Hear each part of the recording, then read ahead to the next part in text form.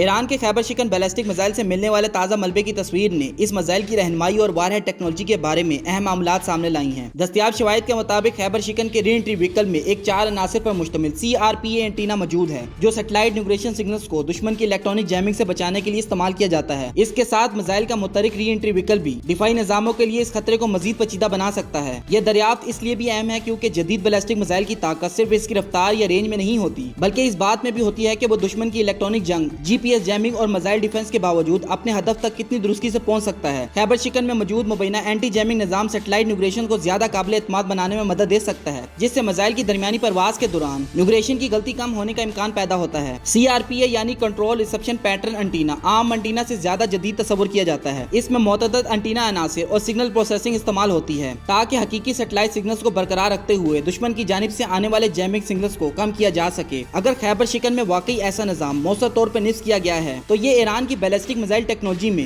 ایک اہم ارتقائی قدم سمجھا جا سکتا ہے۔ یہ نظام ممکنہ طور پر مختلف سیٹلائٹ نیویگیشن ذرائع سے فائدہ اٹھا سکتا ہے جن میں چین کا بائیڈو بھی شامل ہو سکتا ہے۔ تاہم یہاں ایک اہم بات سمجھنا ضروری ہے، صرف انٹینا کی ظاہری مشابہت کے بنیاد پر یہ کہنا درست نہیں ہوگا کہ یہ لازمی چین سے حاصل کیا گیا فوجی نظام ہے۔ ممکن ہے کہ ایران نے تجارتی ٹیکنالوجی حاصل کی ہو، اسے تبدیل کیا ہو، اس کے ڈیزائن سے متاثر ہو کر اپنا نظام تیار کیا ہو، یا مختلف ذرائع سے حاصل شدہ اجزاء کو ملا کر یہ ٹیکنالوجی بنائی ہو۔ اس لیے چینی سرکاری ٹیکنالوجی منتقلی کا دعویٰ ابھی حتمی طور پر ثابت نہیں ہوتا۔ خیبر شکن کی دوسری اہم خصوصیت اس کا متحرک ری انٹری وہیکل ہے۔ روایتی بیلسٹک میزائل کا وار ہیڈ فضا میں دوبارہ داخل ہونے کے دوران ایک نسبتاً متوقع راستہ اختیار کرتا ہے، لیکن اگر وار ہیڈ محدود حد تک اپنی سمت یا پرواز کے راستے میں تبدیلی کر سکے تو دفاعی نظاموں کے لیے اس کی درست پیش گوئی مشکل ہو سکتی ہے۔ یہی وجہ ہے کہ ایسے وار ہیڈ جدید میزائل دفاعی نظاموں کے لیے اضافی چیلنج پیدا کرتے ہیں۔ یہاں تھاڈ، پیٹروٹ اور ایرو جیسے دفاعی نظاموں کا ذکر آتا ہے۔ ان نظاموں کا مقصد مختلف قسم کے بیلسٹک میزائل خطرات کو ٹریک اور انٹرسپٹ کرنا ہے، لیکن کسی میزائل کا مینیوربل وار ہیڈ یا بہتر نیویگیشن خود بخود اسے ناقابل تسخیر نہیں بنا دیتا۔ جدید دفاعی نظام معتدل رڈار، سینسر اور انٹرسپٹر کے ذریعے حملے کو روکنے کی کوشش کرتے ہیں، جبکہ حملہ آور بھی رفتار، راستے اور دیگر طریقوں سے دفاعی نظاموں پر دباؤ ڈال سکتا ہے۔ خیبر شکن کی مبینہ اینٹی جیمنگ صلاحیت کا ایک بڑا فائدہ یہ ہو سکتا ہے کہ میزائل کو اپنی پرواز کے دوران یا درمیانی حصے میں زیادہ درست نیویگیشن اپڈیٹ مل سکے۔ تاہم فضا میں دوبارہ داخل ہوتے وقت انتہائی حرارت کے باعث وار ہیڈ کے گرد پلازما شیٹ بن سکتی ہے جو سیٹلائٹ سگنلز کو متاثر یا عارضی طور پر روک سکتی ہے۔ اس کا مطلب یہ ہے کہ CRPA اینٹینا وار ہیڈ کو آخری مرحلے تک مسلسل سیٹلائٹ نیویگیشن فراہم کرنے کی ضمانت نہیں دیتا۔ اس کی اصل افادیت زیادہ تر اس بات پر ہوتی ہے کہ ری انٹری وہیکل سے پہلے